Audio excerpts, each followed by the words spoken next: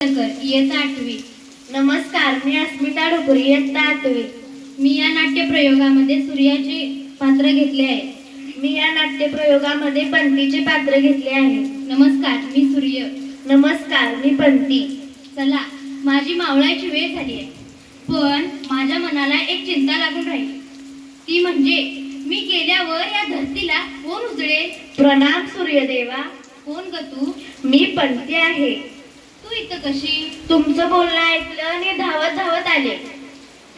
तुझं काय काम आहे का माझ्याकडं? माझं काहीच काम नाही, परंतु तुमचं उरलेलं काम मला करायचं आहे. ते मी करू का?